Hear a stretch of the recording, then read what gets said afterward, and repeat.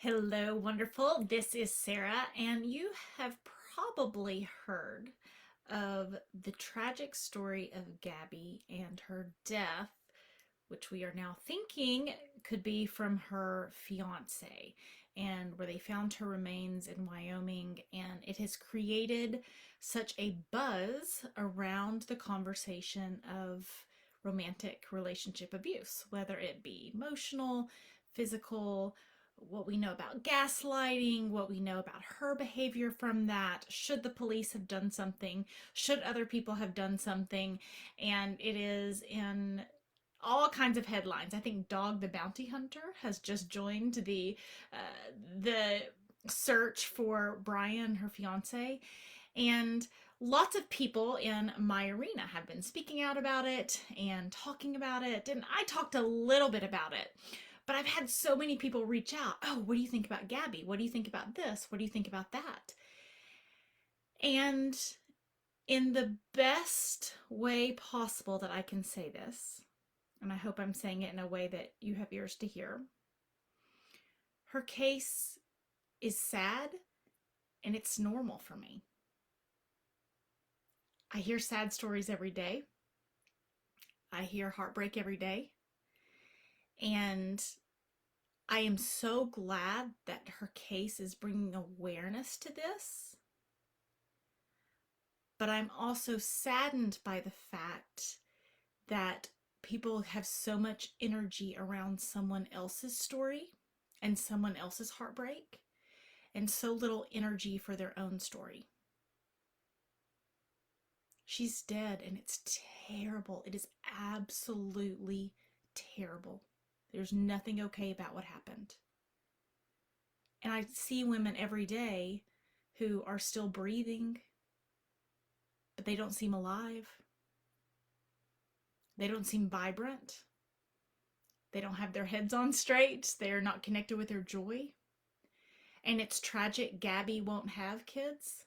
And every day I talk to women whose kids will never know the real them. They will only know the them that happened after a toxic relationship.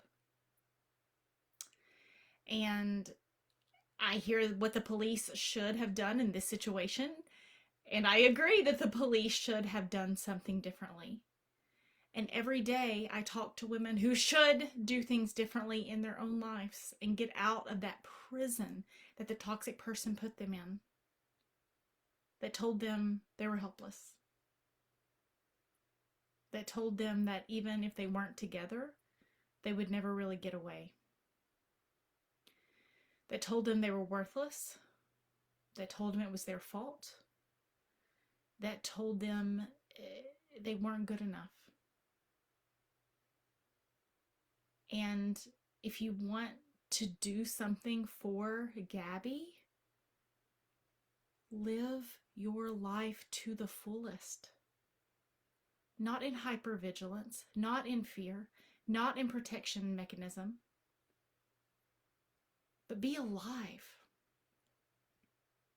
Break up with fear. Break up with future toxic relationships. Break up with the toxic voice in your head. Break up with your toxic relationship with yourself that's telling you it can never be better. It's sad that Gabby lost her life so young, and it's also sad if you're in your 50s or 60s or 70s. And maybe you see her story as so much worse.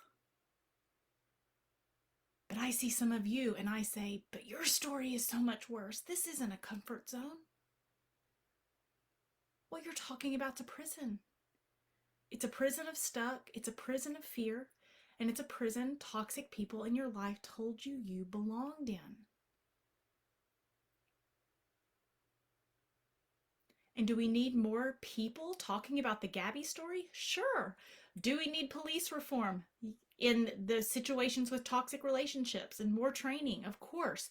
Do we need more awareness of toxic people? Yes.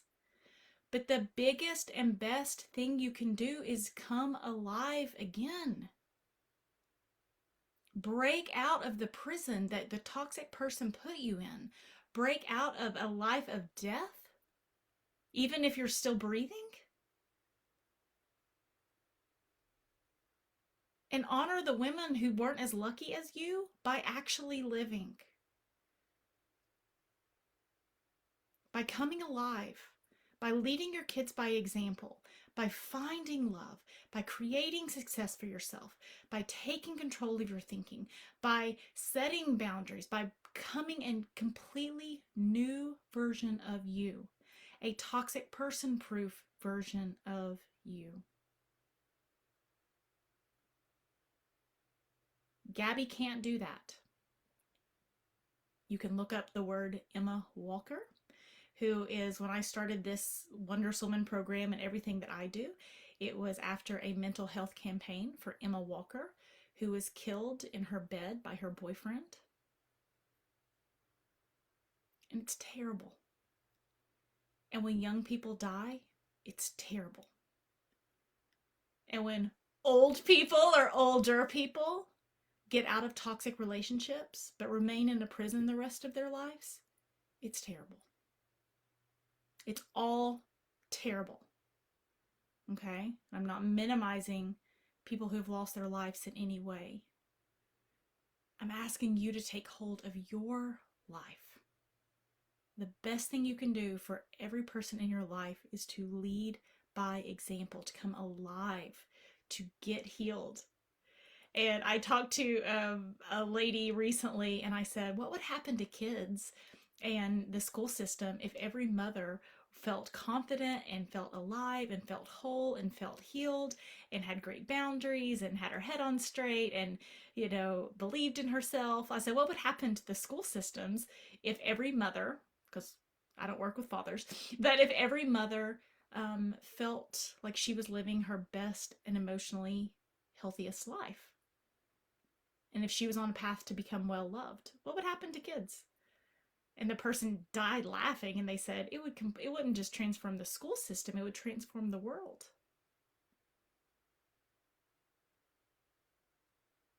And instead of worrying about becoming that, it's easier to worry about someone you've never met. It's easier to worry about, to look at Gabby or look at Emma and say, gosh, she was so beautiful. It's so hard to see that she lost her life. But I want more of you looking in the mirror and saying, am I losing my life? I'm here, I'm breathing. Am I alive? Is there a very distinct breakup with my toxic past? Or have I brought the toxic relationship in my head? So now I know that I'm technically out of the toxic relationship, but I'm still in a prison of my mind. I'm still on a hamster wheel of obsessing, overthinking, researching narcissism, wondering if something was wrong with me, wondering about the toxic person, wondering about whatever. So if you want to do something for Gabby, do something that you can control. Come alive for the people in your life who need to see it. Come alive for the little kids who calling you mom, calling you aunt, calling you teacher, calling you grandmother, calling you nurse. And when you are vibrant, and when you feel powerful, and when you are well loved, and when you like yourself again, you can say, I've got a story to tell you about someone I used to be. And they'll look up to you and they'll say, no way, Grandma, that didn't happen to you. You seem so confident. You seem so amazing. That wouldn't happen to you. Or maybe your kids say, thank you. I was worried about you. And I felt the burden of having to worry about you. And I'm thankful you did your own work and you came alive so I didn't have to worry about you anymore. Thank you.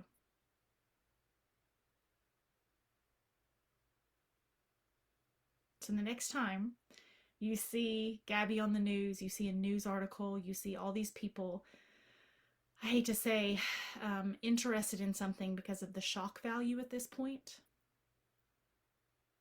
shock it into yourself Let it shock you into coming alive again, so that the people in your life can get to know the newest and greatest version of you.